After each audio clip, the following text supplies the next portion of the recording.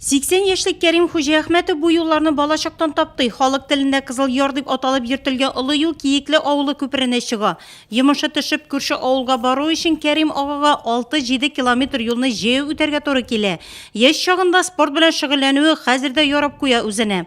Herkende жүрмейм, конечно, ikişkenge bir bulsa da epeyge bulsa da barga turu kilige. 7-8 kilometre emezetine barmasak o nerse bulsa rızıga neyi kirek bula. 50 jarımın yaş çağında sport bilen zanimayet gitgenge jireyim 6-7 kilometre Allah'a şükür. Bizim avulda vahşi bütün spaççı pensioner jeyirge şu kübüse pastildi. Jarı tuğanlar neler şulay kitirgelep rızık neseler ya pustalyon olay bir atnaga bir bulsa barıp gazetlerini de alıp kaçalar. Şunun bilen bizge neşikkine bulmasın küfür salsınlar. Aprel başında o Şirmişen yılgasından su көтәрелеп, хәзер биредә әйләнә тирәне су баскан. Үрнәк авылы күпере су астында.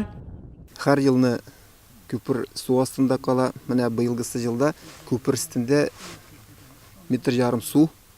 Mana bugün indi metrda 15'ler.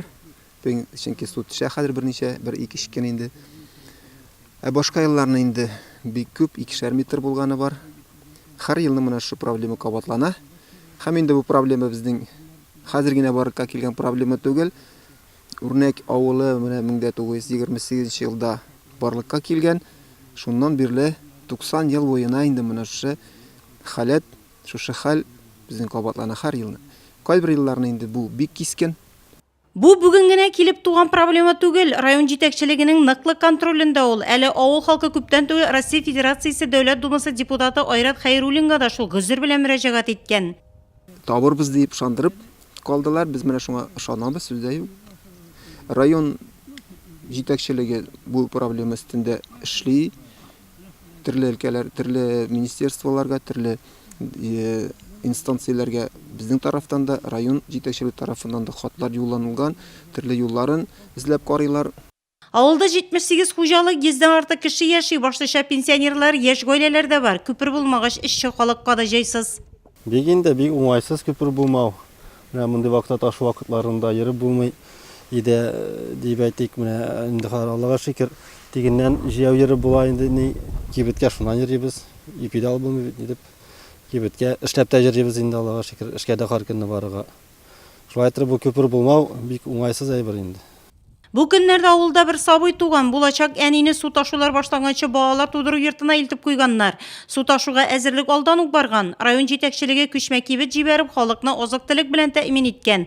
Авыл җирлеге су ташулар башлаганчы ук идән игә йөреп аңлату эшләре үткәргән. Ширмешән елгасы аркылы 50 метр трос үткәреп, махсус укытылган көймәче куйганнар. Әле мен быел гына бу эштә тотындым. МЧСка барып инде инструкторга узып кайттым. Ширмешәннең инде киңлеге 50 метрлар бар. Шушында инде экстренный вызов булганда инде көймә белән халыкны бу якка чыгарып тәэмин итеп торабыз. Пока Аллага шөкер андый хәлләргә туры килмәде. Үрнәк авылыннан Киекле мәктәбенә йөреп 6 бала укый. Азия Гайнуллина 1-нче сыйныфта укучы улы Риназны каршы алырга килгән. Хәзер Риназ һәм башка балалар да шул авылдагы туганнарына торып укыйлар. Күпер булса, бер дә калдырмыйча, дәресләрен калдырмыйча мәктәптә җыртыр идек. Күңелебез тыныч булыр иде. Менә хәзер туганнарыбыз да тотабыз инде баланы. Бик качасылар килә, үзләре генә торасылары килми. Шушы күпергә белән изашыгабыз инде. Күпер кирәк иде. Мин инде 5-нче класстан бирле Китледә ташу вакытында торам.